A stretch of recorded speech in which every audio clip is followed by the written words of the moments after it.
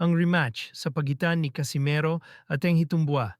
Tara mga body at atin itong pag-usapan.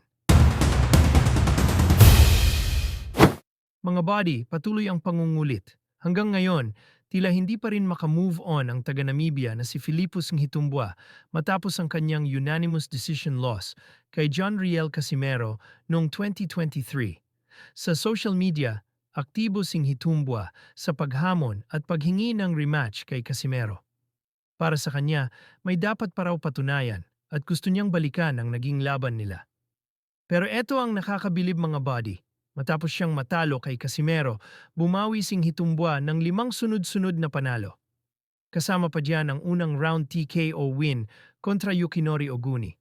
Ibig sabihin, seryoso siya sa pagbabalik at gusto niyang ipakita na mas malakas na siya ngayon kumpara noong 2023. Ngayon ang tanong mga body, dapat ba bigyan ni Casimero ng rematch?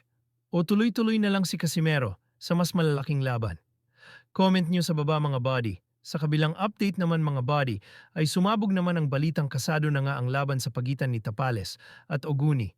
Sa April 3 sa Tokyo, Japan, matatandaan na naglaban si Casimero at Oguni. Ilang taon na ang nakalipas.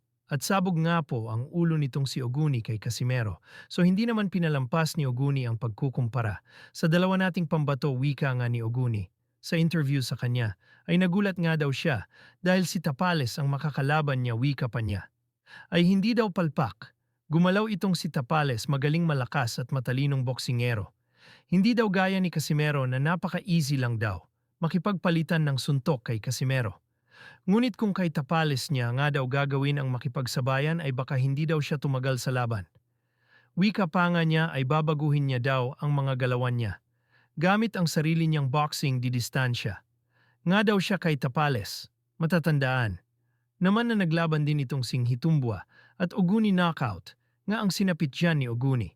Pero para sa akin ay hindi basihan ang naging laban nila ni Casimero para tawaging mas malakas daw dyan si Marlon Tapales. Dahil tandaan natin na knockout din ang inabot ng Nghitumbua kay Casimero. Patunay lang yan na tinalo lang ni Casimero ang tumalo. Kay Oguni, kayo mga body, ano masasabi nyo dito? Shania, He went out. Tumba is Yes, down Tumba on the mat, down. getting counted. His legs are wobbling. Is he going to come towards the ref?